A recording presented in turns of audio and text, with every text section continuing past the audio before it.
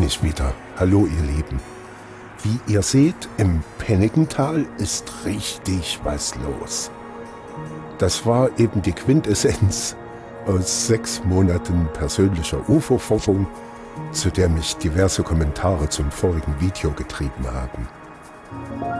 Aber das soll hier keine Satire-Sendung werden, schon allein deswegen, weil ich da auf ein paar Sachen gestoßen bin, wo ich wirklich dachte, nun ist aber mal Zeit, den Horizont zu erweitern. Das sind nicht nur Fakes und Clickbaits von gewissenlosen Geschäftemachern, da steckt mehr dahinter. Das Video von mir machte in meinem Bekanntenkreis natürlich die Runde und dann kamen Erklärungsansätze wie Autobahngeräusche und Windkraftanlagen bis Wärmepumpe und kaputter Hochspannungstrafo.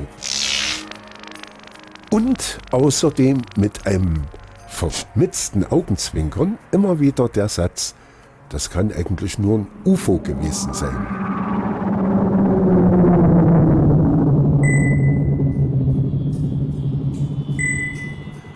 Und ich kombinierte messerscharf, das Thema UFOs hat sich zur Normalität gemausert. Die Akzeptanz hat in den letzten Jahren rasant zugelegt. Trotz, dass es in weiten Kreisen immer noch zum guten Ton gehört, bei dieser Thematik eine ironische Miene aufzusetzen, so nach dem Motto, naja, eigentlich weiß ich ja, dass es gar keine UFOs gibt, aber ich will kein Spielverderber sein.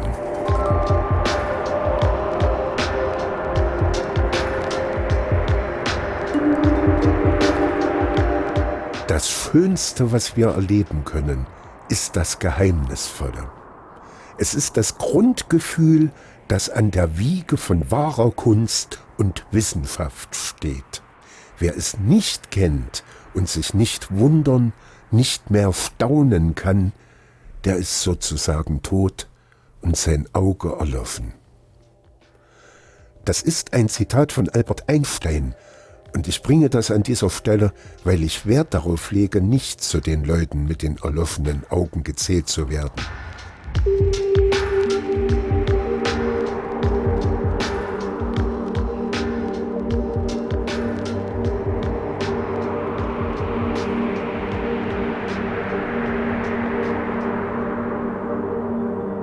Aber ich lasse mich nur ungern verarschen.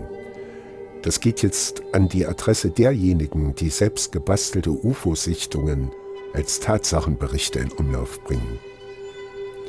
Und aus diesem Grunde hat die UFO-Thematik bis dato auch nicht gerade zu meinen vordergründigsten Interessen gezählt, schon allein deshalb, weil ich mir irgendwann die Frage gestellt habe, würde eine technologisch so extrem versierte außerirdische Raumschiffbesatzung, die, wie auch immer, ganze Lichtjahre zu uns unterwegs war, hier auf Erden einen derartigen Mummenschanz abziehen, so auf die Art, huhu, guckt mal alle her, wir sind die Aliens in den fliegenden Untertassen mit den vielen bunten Lampen und horcht mal, was wir für tolle Geräusche können. Um dann ohne einen Versuch, irgendwelche ernstzunehmenden Kontakte zu knüpfen, Hals über Kopf wieder zu verschwinden? Oder ganz und gar nach einer ewig langen Odyssee durch die Galaxis endlich auf der Erde angekommen, nach nicht nachvollziehbaren Flugmanövern einfach abzustürzen? Ergibt aus dieser Perspektive irgendwie keinen Sinn, ne? Ich denke, da sind wir uns einig.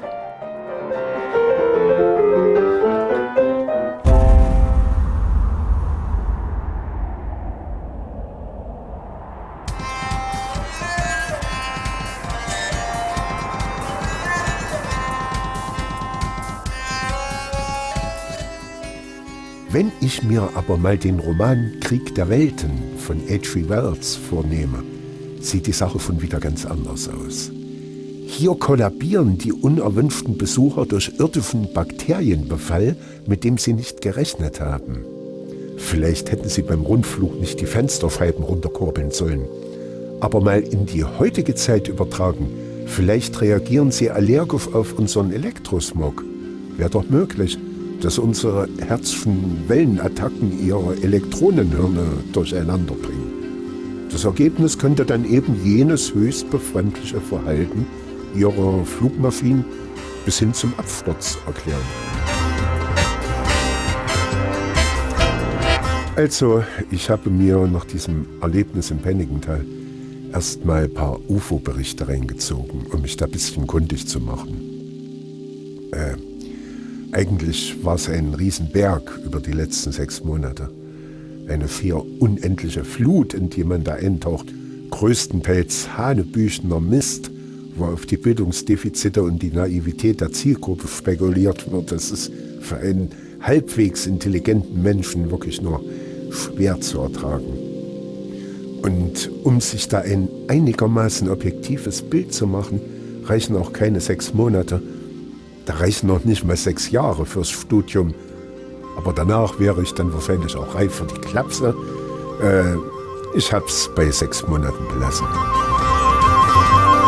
Tja, aber, wie eingangs schon erwähnt, gibt es da vereinzelt Sachen, wo mir die Kinnlade runtergeklappt ist. Sorry, wenn das jetzt so klingt, als wollte ich mich hier als UFO-Experte aufspielen. Nein, der werde ich wohl nie sein. Aber ich zeige euch hier mal ein paar Entdeckungen, die ich da gemacht habe, sozusagen als Vorfilm, bevor der eigentliche Penningental-Film beginnt. Dies vor dem Hintergrund, dass es durchaus noch Dinge gibt in unserer aufgeklärten Zeit, wo wir überhaupt keine Ahnung haben, woran wir da sind. Aber das bestreitet ja auch niemand, man vergisst nur ab und zu. Wobei anzufügen wäre, dass das natürlich nicht meine Entdeckungen sind, also vielmehr sozusagen Entdeckungen von anderen Leuten, die ich für mich und natürlich für euch nochmal entdeckt habe. Naja, vielleicht ja auch nur für mich, weil ihr alles schon kennt. Ach, schaut es euch trotzdem mal an, für mich waren das jedenfalls die ganz wenigen mehr oder weniger überzeugenden Funde. Ihr könnt ja mal in die Kommentare schreiben, was ihr dazu denkt. Das hier hat mich nun völlig vom Hocker gehauen, weil da keine Feldform möglich ist. Was bitteschön ist das? Ein riesiger Einschlagskrater und ein Objekt, das sich vom Krater wegbewegend eine lange Spur hinter sich herzieht? Ähnlich einer Schlittenspur. Mitten in der unwirtlichen Gebirgs- und Gletscherregion im südlichen Teil der Insel Südgeorgien.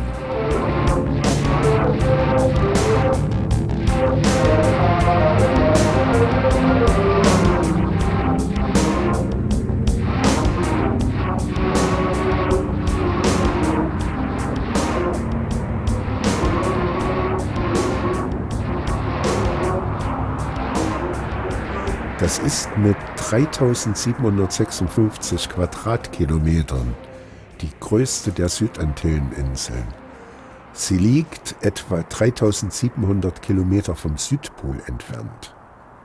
Ich dachte erst, dass da noch antarktische Verhältnisse herrschen, aber weit gefehlt. Selbst in den Wintermonaten von Juni bis August fällt das Thermometer dort nur selten unter -10 Grad. Und weil sich Südgeorgien nördlich des 60. Breitengrades südlicher Breite befindet, fällt es nicht unter den Antarktisvertrag.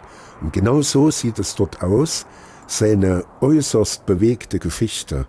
England und Argentinien haben sich bis heute nicht geeinigt, wem hier Hoheitsrechte zustehen, bedingt die einstige Funktion als Wal- und Robbenfängerinsel.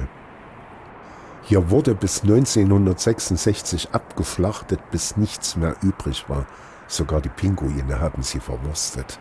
Und als die Sache unrentabel wurde, weil eben die gesamte Fauna ausgerottet war, hinterließen sie ihren ganzen Schrott an den Küstenbereichen und dort kann man ihn heute noch bewundern. Hurra!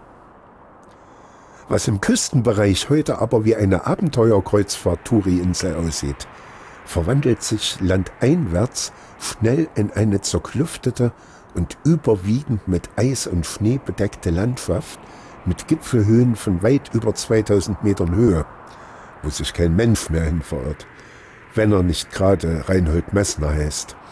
Und dort befindet sich diese eigenartige Fundstelle. Also nichts mit militärischen Versuchsanlagen oder irgendwelchen Bergbauunternehmen, die da womöglich unterirdische Tunnelbohrungen vornehmen und ihre Bohranlage ab und zu mal umsetzen müssen oder so. Zumindest nicht offiziell. Entdeckt hat die Sache, soweit sich mir das erschließt, jemand vom YouTube-Kanal Secure Team 10 mittels Google Earth. Über Letzteres kann man das auch sofort überprüfen und die Angaben stimmen exakt. Man muss nur den Historienschieberegler auf Google Earth auf die Ansicht von 2010 stellen und die Koordinaten eingeben. 54 Grad, 39 Minuten, 44,62 Sekunden südlicher Breite und 36 Grad, 11 Minuten, 42,47 Sekunden westlicher Länge. Was mich dann irgendwie stutzig gemacht hat, ist die Aufnahmequalität von 2019 im Gegensatz zu jener von 2010. Klar, die Sonne stand 2019 ungünstig, die Strukturen im Schnee sind nur bei Seitenlicht zu erkennen, aber ein Schelm, wer Böses dabei denkt. Experten äußerten dazu, dass es sich da wahrscheinlich bloß um eine Lawine handelt. Dies halte nun ich wieder für unwahrscheinlich, weil Lawinen weder über Schlittenkufen noch über Raupenketten oder Räder verfügen, die solche Spuren verursachen würden. Apropos Spuren, hier nochmal am Rande. Habt ihr mal was von den Kartrats gehört? Da bin ich nun auch drüber gestolpert. Das sind drahtspurartige Vertiefungen in Felsgestein, meist in Sedimenten rund um den Globus, für die es absolut keine sinnhaltige Erklärung gibt, weil sie erstens Tiefen von über 1 Meter erreichen und sich zweitens in Kurven nicht ausweiten, was bei der Verursachung durch Räder jedoch der Fall wäre. Also wer sich gerne wundert, also so richtig staunt, einfach mal in die Suchmaschine eingeben. Es gibt eine ganze Reihe von kompetenten Leuten, die das minutiös dokumentiert haben. Das ist der totale Hammer. Aber zurück zum Thema. Ich habe den Anblick, der sich hier bietet, zunächst so interpretiert, dass der Berg, von dem die Spur ausgeht, regelrecht geborsten ist, so wie das beim Impact eines großen massereichen Objekts mit hoher Geschwindigkeit zu erwarten wäre. Oder aber bei einer Explosion oder Eruption innerhalb des Bergmassivs selber. Ne? Ja, und dann habe ich mir die Ansicht vom 31. Dezember 1985 angeguckt. Das ist die älteste Ansicht von der Gegend, die über Google Earth abrufbar ist.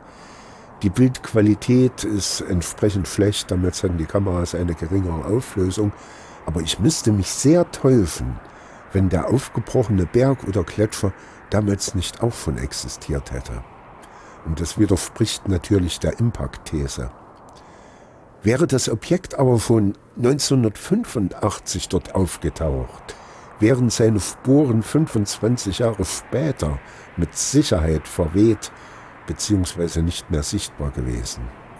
Ich habe mit digitaler Bildbearbeitung mal versucht herauszufinden, ob das Objekt auf den Aufnahmen von 1985 bzw. 2019 ebenfalls zu sehen ist. Aber mehr als spekulieren kann man bei diesen Ergebnissen nicht. Für mich wirkt das Ganze jedenfalls so, als wäre da entweder was vom Himmel gefallen oder hätte sich aus dem geborstenen Berg herausgearbeitet, das offensichtlich in der Lage war, sich rund 1 Kilometer aus eigener Kraft geradlinig weiter zu bewegen. Zumal dies ja nur die Momentaufnahme des Satelliten von Google Earth ist. Es ist auch gut möglich, dass sich das Objekt eben gerade bis zu dieser Stelle vorgearbeitet hatte, als die fotografische Aufnahme erfolgte und danach noch fröhlich bis zum Atlantik weiter gerodelt ist, wo es abtauchte, um irgendwann in der Nordsee wieder an Land zu kommen, um auf Sylt die Badegäste zu aufregen oder so.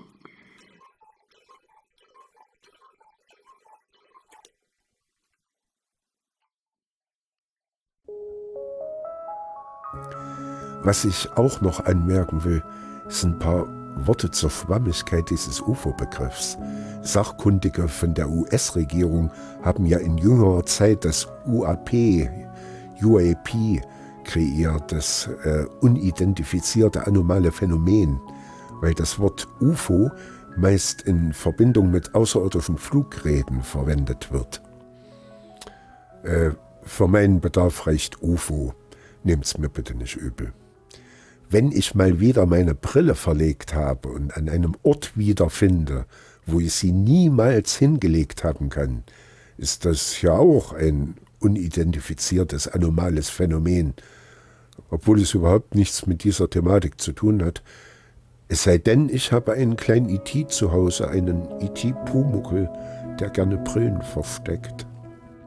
Nee, aber was ich wirklich wichtig finde, ist, dass sich die Interpretation eines Flugobjektes natürlich nach dem Kenntnisstand des Beobachters richtet. Für einen Meteorologen, der regelmäßig Wetterballons startet, ist die eine oder andere Beobachtung eben kein UFO mehr, sondern ein typischer Wetterballon. Und für einen Konstrukteur der NASA, der gerade an der streng geheimen Entwicklung eines Experimentalflugzeugs auf der Area 51 arbeitet, trifft Ähnliches zu. Wenn der das Teil am Himmel schweben sieht, denkt er, top, wir haben es geschafft, die Schüssel fliegt tatsächlich, und stellt den Sekt kalt. Aber wenn zur gleichen Zeit in den Bergen um den Groom Lake seit 3 Tagen ein Hobby-Ufologe mit seinem 2-Meter-Tele auf der Lauer liegt, denkt der wiederum, top, ich hab's geschafft, die ersten gestochen scharfen Bilder einer UFO-Sichtung über Area 51. Und was natürlich auch auffällt, die miserable Bildqualität der meisten UFO-Aufnahmen. Man muss sich das mal vor Augen führen. Das hier ist die älteste noch erhaltene fotografische Aufnahme, die es gibt. Die stammt von Nicephore Niepce, der sie 1826 vom Fenster seines Arbeitszimmers aus belichtete. Die ist also fast exakt 200 Jahre alt. Man sieht in den Innenhof des Anwesens von Niepce, und eigentlich muss ich das gar nicht erwähnen, man sieht es halt. Das kann man bei den meisten heutigen UFO-Aufnahmen mit Kameras, von denen Niepce damals nicht zu träumen gewagt hätte, leider nicht behaupten.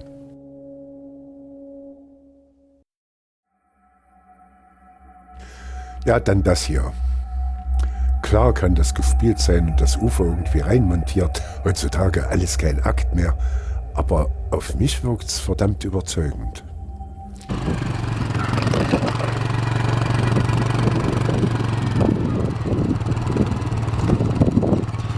Paulina, stäng av för helvete! Stäng av! Paulina! Stäng av! För fan, stäng av! Paulina!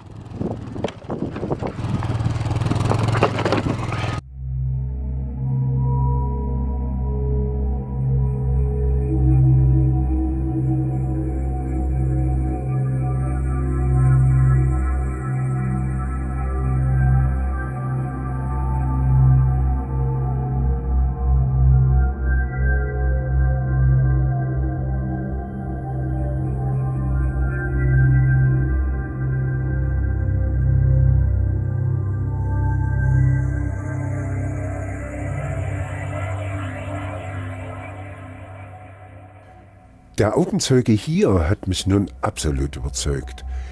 Dem war klar, dass seiner Aufnahme mit Skepsis begegnet werden würde, und so hat er immer mal einen Schwenk in seine Stadt gemacht. Und außerdem wurde das Objekt noch von 2 anderen Leuten gefilmt. Okay, I have it in 4K mode now, like the iPhone. I'm filming on iPhone 13 Pro, trying to zoom more. Guys, what the hell is that? Guys, what the fuck is that? Okay, so this is my balcony. This is Medellin City. There's no way there's not a mountain. There's no way. Look, mountains, mountain top, mountain top, city. Wait, my finger. This is my finger. Like, honestly, I'm still. Is it a weather balloon, guys?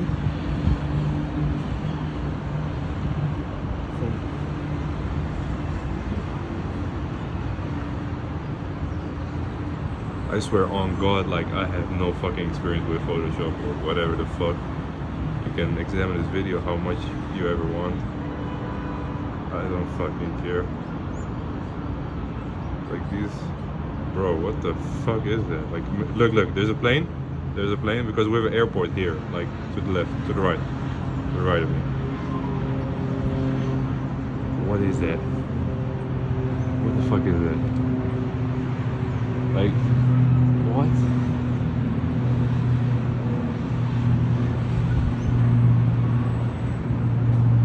Wait, airplane? Airplane's making the noise, this one.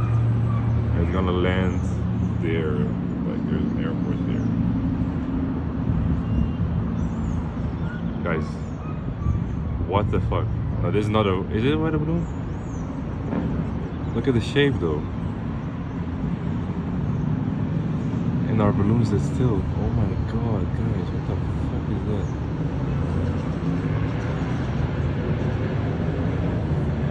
Zoom out.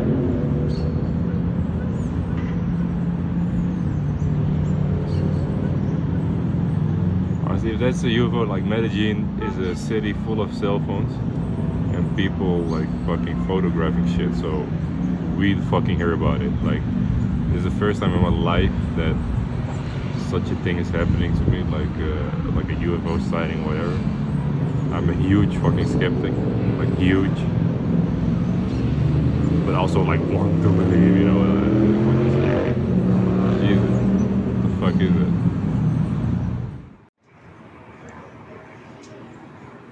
¿Qué es eso? Tiene más. ¡Ah! Tiene más de una hora. Ay, Dios mío. Tiene más de una hora fijo en el cielo. Bueno, aquí podemos observar en el cielo de Medellín hoy lunes 27 de junio. Un objeto estático tiene más de media hora allí, sin moverse. No sé qué es. ¿Qué será?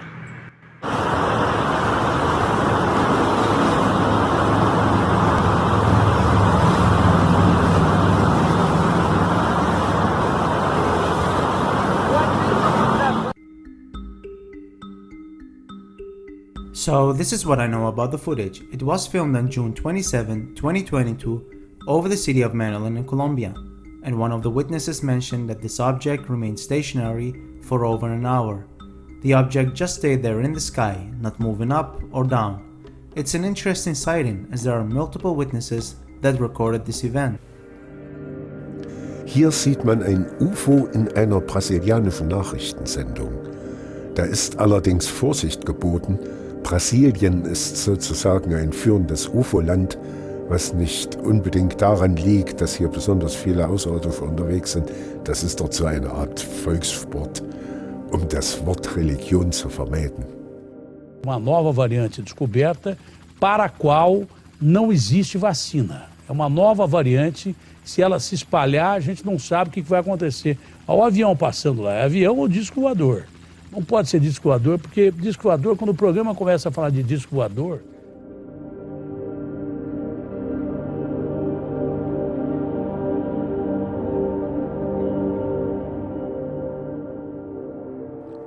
Ja, hier 3 ganz kurze Aufnahmen, die fand ich visuell irgendwie sehr interessant. Um was es sich da handelt, war nicht zu ergründen.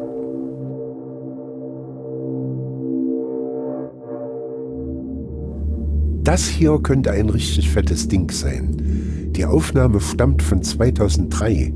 Da waren digitale Bildeffekte oder CGI noch nicht so weit entwickelt und die Drohnen- und Multicopter-Technik auch nicht. Wem das Projekt Silverbug oder Project Silverbug aus den frühen 1950er Jahren ein Begriff ist, fühlt sich wahrscheinlich ans Avrocar erinnert, aber man darf da nicht vergessen, dass es das Teil damals nicht mehr schaffte, den Betriebszaun zu überfliegen. Vielleicht ist es ja eine italienische Weiterentwicklung. Was allerdings gründlich dagegen spricht, ist, wie das Ding am Ende der Sequenz abpfeift.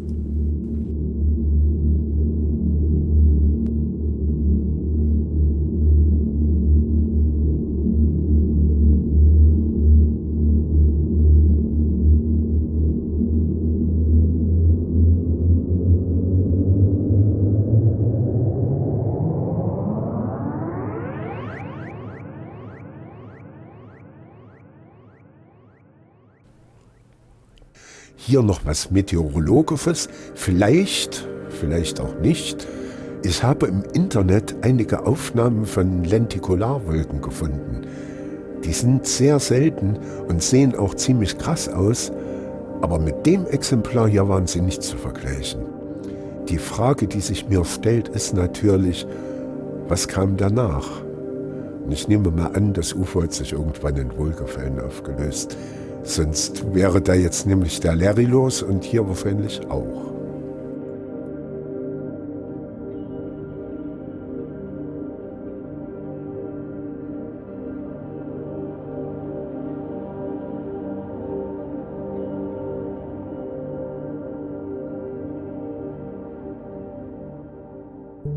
Hier noch was Possierliches. Wenn das echt ist, könnte es der Beleg dafür sein, dass die Amis das Avrocar tatsächlich weiterentwickelt haben.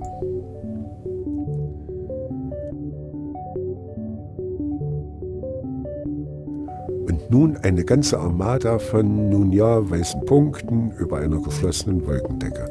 Mehr sieht man nüchtern betrachtet nicht, aber interessant ist es trotzdem.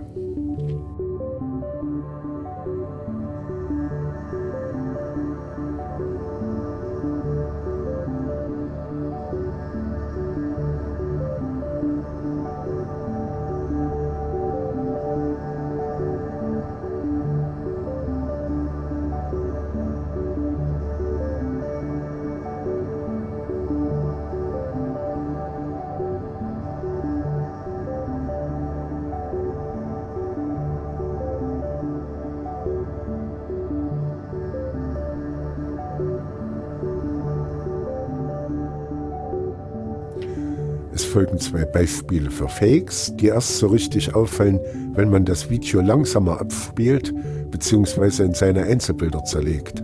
Im ersten Fall ruckelt das UFO in einer anderen Frequenz als der Himmel. Da hat jemand tatsächlich 2 Videotakes mit unterschiedlicher Framerate zusammengerührt. Sollte man nicht machen als Leute-Verarscher, fällt auf.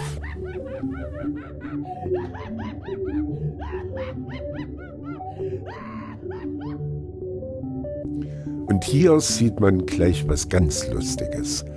Die Aufnahme dieses an sich ja wirklich imposanten Himmelsobjekts schaltet kurz vorm Wegfliegen plötzlich auf Bewegungsunschärfe. Sollte man auch vermeiden.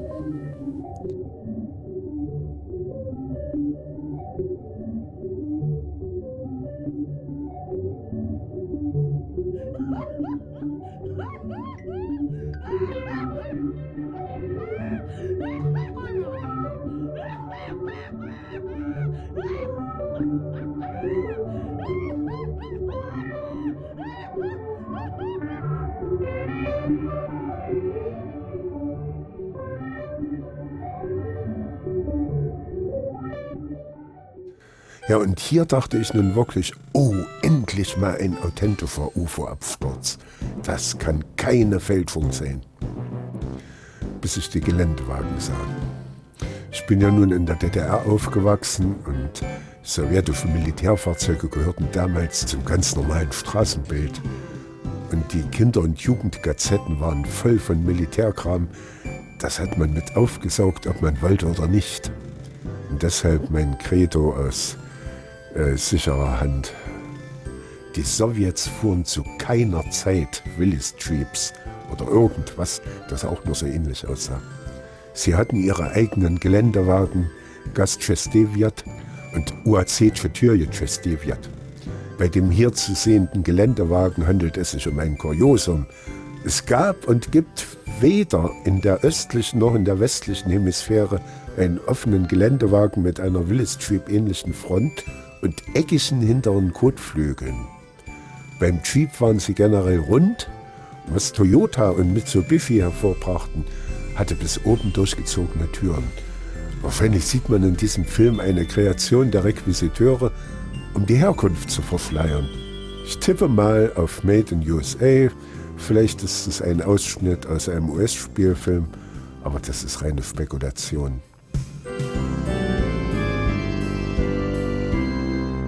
Die kleine Spielerei am Schloss lasse ich ganz bewusst unkommentiert. Und dann habe ich noch diese sehr amüsante Fernsehsendung entdeckt, die zwar schon 10 Jahre auf dem Buckel hat, aber immer noch aktuell sein dürfte. Aber wer ist im Fall einer UFO-Landung in Deutschland zuständig? Unsere Recherche beginnt bei einer kleinen Polizeidienststelle. Die folgenden Originalantworten haben wir nachvertont. Mein Name von Welt der Wunder. Ich habe eine Frage. Gibt es bei Ihnen im Haus Krisenpläne für den Fall, dass ein UFO in Ihrem Bezirk landen würde? Da rufen Sie besser die Polizeidirektion Oberbayern an. Aber Ihre Telefonnummer schreibe ich mir noch auf. Okay, danke, wiederhören. Schönen guten Tag, Redaktion Welt der Wunder. Ihre Kollegen haben mich an Sie verwiesen. Ich habe eine Frage. Gibt es in Ihrem Haus Krisenpläne für den Fall, dass ein UFO in Ihrem Bezirk landet? Mit UFOs beschäftigen wir uns nicht. Das wäre für uns, als ob wir einen Krisenplan für einen Vulkanausbruch in München erstellen sollten. Verstehe. Die Polizei ist auf einen Besuch Außerirdischer nicht vorbereitet. Aber warum? Hält man sich an die Fakten renommierter UFO-Forscher wie Illobrand von Ludwiger, müsste es längst Krisenpläne geben. Als Beweise für die Existenz von UFOs zählen vor allem die physikalischen Wechselwirkungen dieser Objekte mit der Umgebung. Besonders interessant sind die militärischen Radardaten. Denn diese Radaraufzeichnungen zeigen scheinbar Unmögliches. Die beobachteten Objekte beschleunigen innerhalb von Sekunden auf mehrfache Schallgeschwindigkeit. Und das im Zickzackkurs.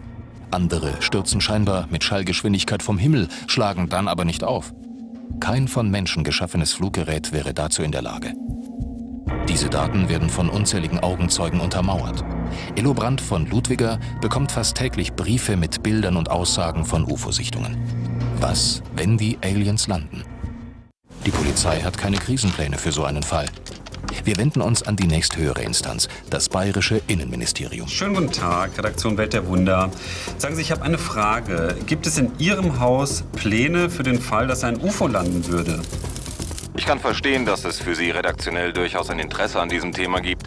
Haben Sie aber bitte Verständnis dafür, dass wir uns mit sowas nicht beschäftigen können. Nächste Station. Dafür sind wir nicht zuständig. Ich denke, dass sich das Verteidigungsministerium darum kümmert. Für eine Begrüßung der Außerirdischen ist dann wohl das Auswärtige Amt zuständig. Wir kümmern uns nur um Krisen im Ausland. Da müssen Sie sich an das Innenministerium wenden. Da kann ich Ihnen nicht weiterhelfen. Auch Illobrand von Ludwiger machte ähnliche Erfahrungen mit den Behörden. Hier in Deutschland ist es ja mit den Behörden so, sie kennen dieses Phänomen gar nicht. Das ist ja ganz anders als in Frankreich zum Beispiel. Da gibt es direkt Anweisungen an die Gendarmen, wie man mit den UFO-Zeugen umzugehen hat, wie man gegebenenfalls selber fotografiert, welche Fragebögen ausgefüllt werden müssen und an welche Stelle in Toulouse man das schicken muss. Die Franzosen nehmen dieses Phänomen ernst, die Deutschen kennen das nicht. Wenn in Deutschland kein Ministerium zuständig ist, bleibt nur noch der Bundesnachrichtendienst. Sind die deutschen Agenten für Außerirdische zuständig? Der Rückruf auf eine E-Mail erfolgte umgehend.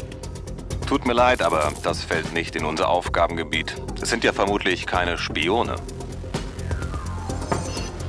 Fazit: Zumindest offiziell gibt es in Deutschland keine Pläne für den Fall, dass Außerirdische landen.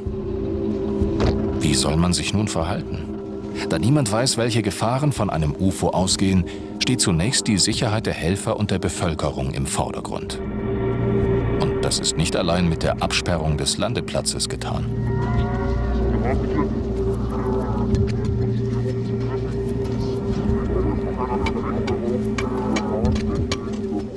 Das UFO müsste auf Strahlung, Viren und andere Erreger untersucht werden. Außerdem wäre es unvermeidlich, eine vorübergehende Nachrichtensperre zu verhängen, um eine Massenpanik zu verhindern. Gehen Sie jetzt bitte zurück. Sie sollen die Kamera ausmachen, habe ich gesagt.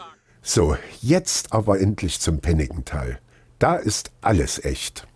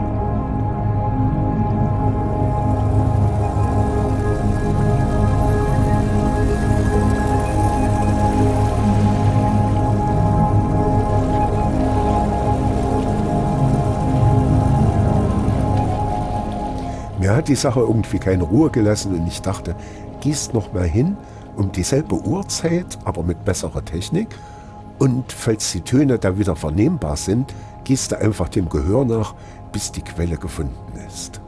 Man sollte ja beim Recherchieren immer das Naheliegendste im Auge behalten. Und auf den Originaltapes hört man irgendwo, wie ich sage, dass es hier weit und breit keine Behausungen gibt. Das stimmt nicht. Ich wusste es damals einfach nicht besser. Es gibt im westlichen Viertel des Penningentals sehr wohl einige Anwesen. Die ziehen sich ganz vereinzelt noch ziemlich weit Richtung Osten, aber etwa ab der Mitte des Tals kommt dann wirklich nichts mehr. Und die Häuser sind, zumindest bei 2 Anwesen ist das sicher, ans Elektrizitätsnetz angeschlossen. Was bedeutet, dass von hier alle möglichen Geräusche ausgehen können. Angefangen mit desolaten Kühlanlagen oder Wärmepumpen, Kreiselpumpen oder sonstigen elektrischen Geräten. Oder auch von irgendeiner aufgetretenen Audioanlage, auf der gerade neue Musik gespielt wird oder Ambient oder einfach meditative Musik.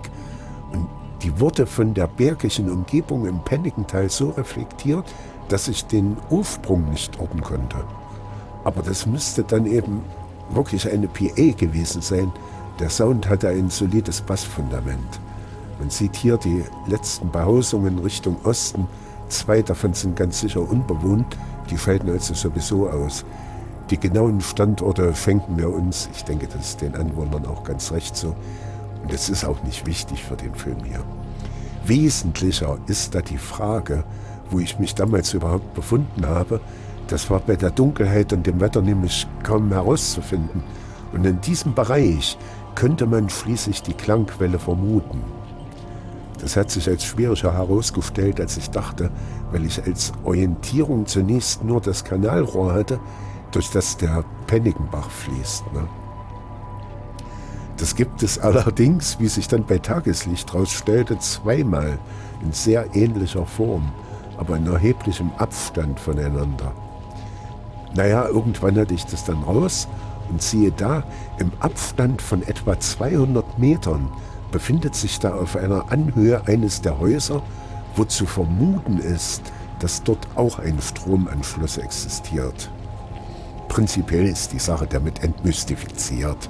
Es stellt sich nur die Frage, ob da oben auch eine adäquate Klangquelle vorhanden ist. Um das herauszufinden, hätte ich auf Privatgelände herumstöbern müssen. Und das habe ich natürlich nicht gemacht. Anwohner, die man hätte fragen können, habe ich an allen 3 Drehtagen nicht finden können. Das Haus und die kleinen Hütten dort wirkten alle verlassen. Wahrscheinlich dienen die nur als Sommerresidenz. Aber irgendwelche Anlagen wie ein Kühlhaus oder andere technische Einrichtungen existieren dort mit hoher Wahrscheinlichkeit nicht. Und die hätten wohl auch nicht das ganze Tal befallt und dabei zumindest scheinbar ihren Standort gewechselt. Der rote Punkt hier zeigt nochmal die Strecke, die ich damals gefahren bin. Windkraftanlagen scheiden übrigens auch aus. Die gibt's Gott sei Dank auf den hier umliegenden Bergen noch nicht. Und Autobahngeräusche ebenfalls. Von der Saaletalbrücke der A4 ist durch die bis zu 380 Meter hohe Bergkette um das Penningental kein Mucks mehr zu hören. Dasselbe trifft übrigens auch für die Schnellstraße zu, zwischen der Jenaer Innenstadt und Neulobeda, wobei da um diese Zeit sowieso Ruhe ist. Also um es kurz zu machen, was dieses Geräusch verursacht hat, habe ich nicht klären können. Dieses Geräusch klingt vielleicht entfernt nach diesem oder jenem, aber das ist eigentlich alles wilde Spekulation. Scheint also tatsächlich ein UFO gewesen zu sein und damit basta. Leider war es eben nicht zu sehen. Oder vielleicht auch zum Glück war es nicht zu sehen. Sonst wären wir nämlich da auf Grundeis gegangen. Ja, und dann habe ich beschlossen, mal ganz unabhängig von der Vorgeschichte, dieses Penningental zu filmen, und zwar in seiner ganzen merkwürdigen Eigenart. Bei meinem Nachdreh in der Nacht vom 17. zum 18. März herrschte dort absolute Stille, abgesehen vom leisen Klatschern der vielen Bächlein. Ihr hört hier im Hintergrund nochmal das Geräusch vom Oktober 2024, also von den Originalaufnahmen. Mein Gequatsch habe ich natürlich rausgeschnitten und den Pegel etwas angehoben, aber ansonsten ist nichts verändert.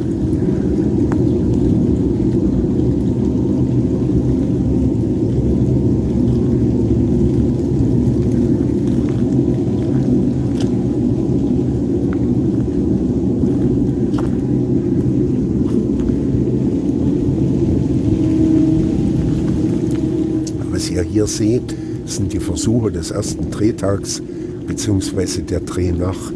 Ich konnte niemanden dazu gewinnen, zu so unchristlicher Stunde in diese abgelegene Gegend mitzukommen und als Beleuchter zu fungieren. Also bin ich wieder alleine losgestiefelt. Das ist natürlich auch irgendwie zu verstehen, dass ich das keiner antun wollte. Da hinten herrscht eine ganz merkwürdige Stimmung, ganz eigenartige Gegend. Und nachts ist es da besonders eigenartig. Wahrscheinlich liegt das auch daran, dass praktisch das gesamte Penningental aus aufgelassenen Kalktuff-Steinbrüchen besteht, die sich die Natur so peu à peu zurückerobert, beziehungsweise schon zurückerobert hat. Kalk ist ja nicht gerade erosionsbeständig.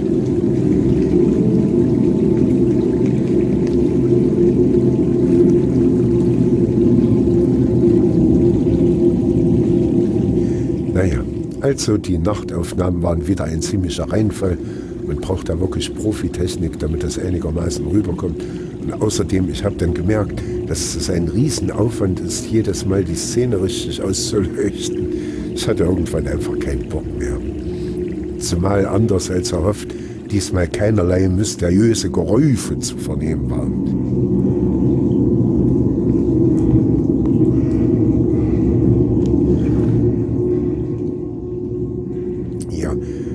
Das ist ein altes Messtuffblatt von 1933 mit den ganzen Aufschlüssen. Die sind rot eingefärbt und das müssen nicht mal alle sein.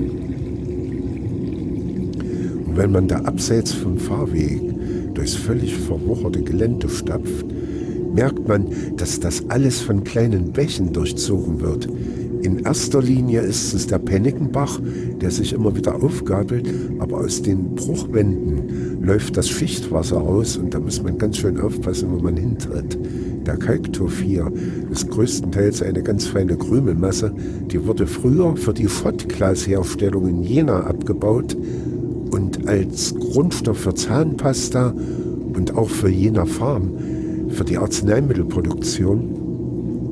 Da bin ich übrigens gerade dabei, noch einen separaten Film zu erstellen, der die ganze Sache mal ein bisschen faktenbasierter behandelt. Das kommt dann hier auch irgendwann auf dem Kanal. Ja, und in dieser Kalktuff-Krümelmasse steht stellenweise das Wasser, nur dass man das nicht sieht. Und da ist man ganz schnell mal weggesagt, das ist schon einigen Leuten passiert hier.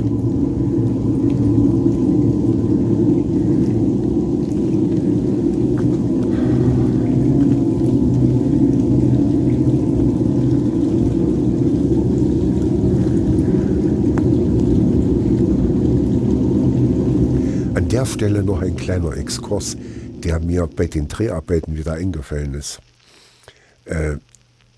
Wir hatten früher mal in Jena, das liegt nur ein paar Kilometer weit weg vom Penningental, eine ganz furchtbare Sache, so 1920 rum war das. Da verschwanden nach und nach Kinder und auch Erwachsene und keiner konnte sich das erklären. Meine Oma hat die Sache als junges Mädchen miterlebt, Gott sei Dank nicht persönlich, aber über den Jenaer Buschfunk halt. Und die Zeitungen haben das damals natürlich auch der kreuz und quer verbreitet.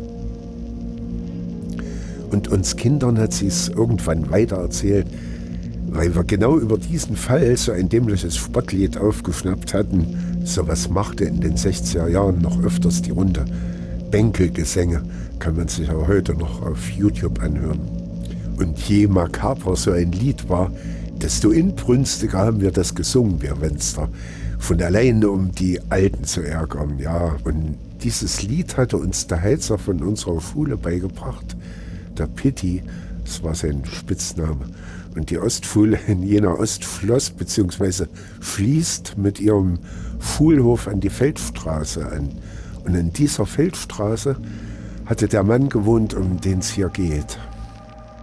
Der war Führer eines kommunistischen Jugendvereins in Jena und nebenbei noch Indianer-Fan oder wie man das nennt und war wohl unter seinesgleichen auch sehr beliebt.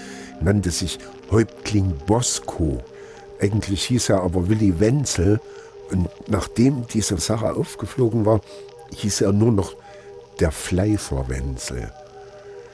Der besaß unterhalb des Jensichs, das ist der höchste Berg in Jena, ein Berggrundstück und veranstaltete dort mit der linken Jugend Indianerspiele. Das war damals ganz groß in Mode. Der Wenzel hatte aber einen Gehfehler und hinkte ziemlich, wodurch ihn auch im Dunkeln jeder erkennen konnte und das wurde ihm dann irgendwann zum Verhängnis.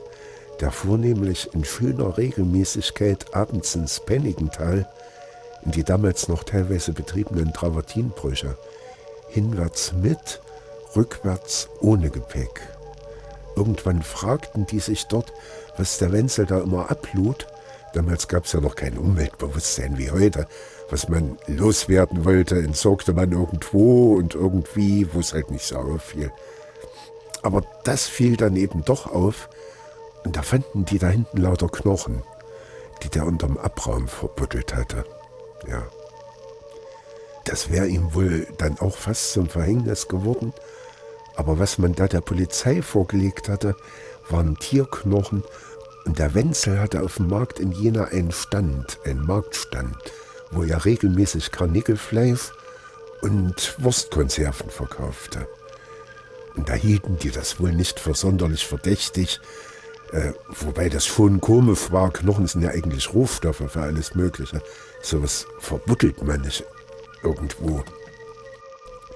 Naja, jedenfalls irgendwann, wie gesagt, so 1920 rum war das, brach dann ein Gehilfe von den Steinbrucharbeitern in so einen Haufen ein. Der war wohl neu und hatte sich verlaufen und zieht mit seinem Stiefel einen Unterkiefer aus dem Abraum. Der muss sich da irgendwie an dem Stiefel verhakt haben. Ja. Und dann kam es richtig übel. Die Polizei durchsuchte dann Wenzels Berggrundstück unterm Jensich und fand irgendwann unter den Karnickelstellen eine Falltür, die in ein unterirdisches Verlies führte. Das muss wohl eine richtig große Höhle gewesen sein. Und was die da unten entdeckt haben, das will ich hier gar nicht weiter filtern. Zumal der Volksmund ja bekanntlich eine rege Fantasie hat, wenn es um sowas geht, aber es muss echt grauenhaft gewesen sein. Der hat die Leute da unten regelrecht abgeschlachtet und zur Wurst verarbeitet. Die Polizei fand dann auf dem Grundstück noch Überreste von, weiß nicht wie vielen Menschen, es müssen jedenfalls ähnliche gewesen sein, die er da vor längerer Zeit vergraben hatte. Wahrscheinlich war ihm dann die Sache doch zu heikel geworden und dann hat er die Knochen ins Penningental geschafft, wo sie normalerweise auch nie jemand entdeckt hätte. Ach, und Unmassen von Gewehren und Munition bis hin zum schweren MG hätten die bei ihm auch entdeckt. Die Kommunisten eben mit ihrer Weltrevolution. Alle bisschen wirr im Kopf. Ja, was dann aus dem Pfleiferwenzel geworden ist, weiß ich nicht mehr. Aber es war wohl so, dass der sich im Zuchthaus selber umgebracht hat. Naja, jedenfalls eine ganz schreckliche Geschichte. Und ob man die Knochen, die er da hier verbuddelt hat, wirklich alle gefunden hat, steht auch in den Sternen. Und das Karma hier ist davon bestimmt nicht besser geworden. So, jetzt geht's aber endlich los. Der Hauptfilm. Einfach nur ein Stimmungsbild ohne mein Gequatsche, dafür mit Musik.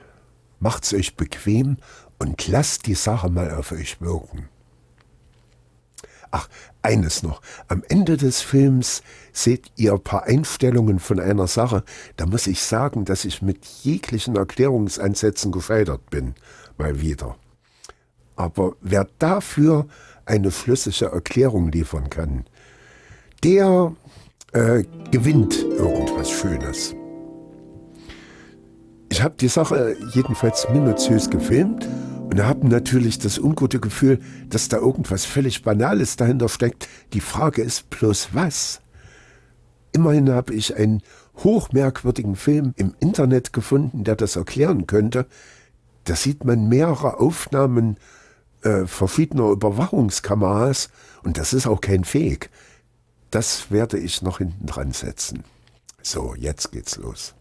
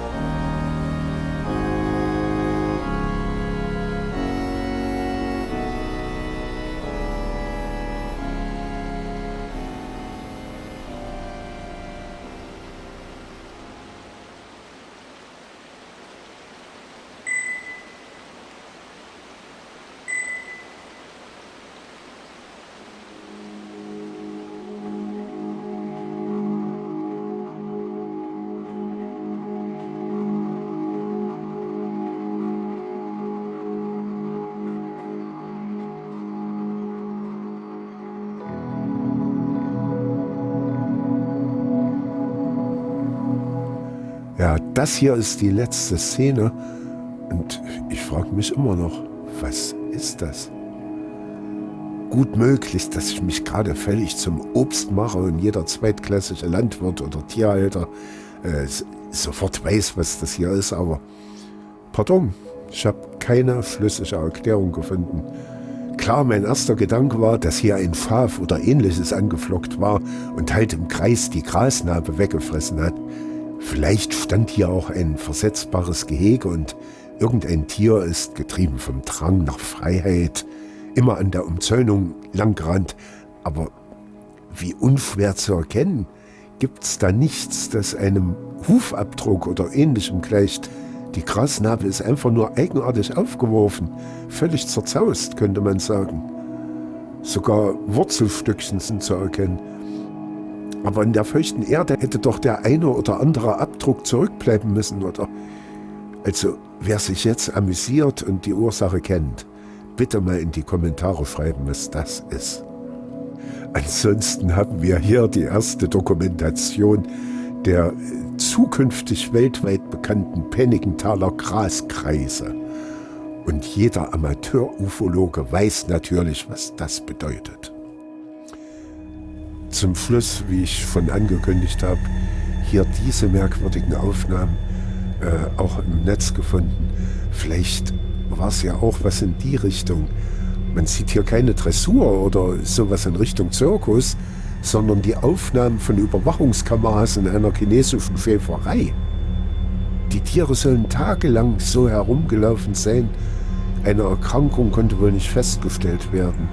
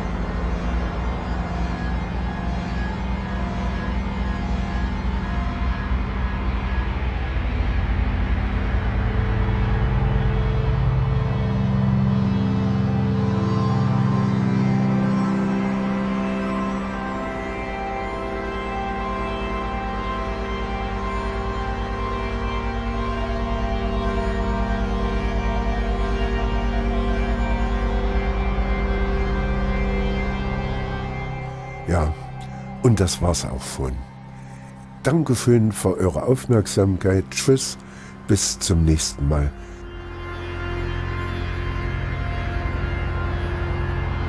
Wenn ihr den Kanal hier abonniert, werdet ihr theoretisch benachrichtigt, wenn ich den nächsten Beitrag ins Netz gestellt habe.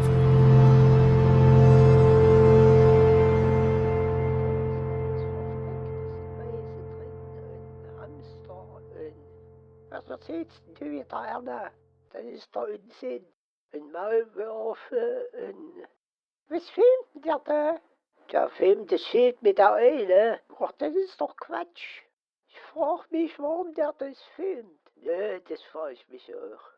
Erna, wollen wir noch mal umdrehen und den mal fragen, warum er das Schild filmt?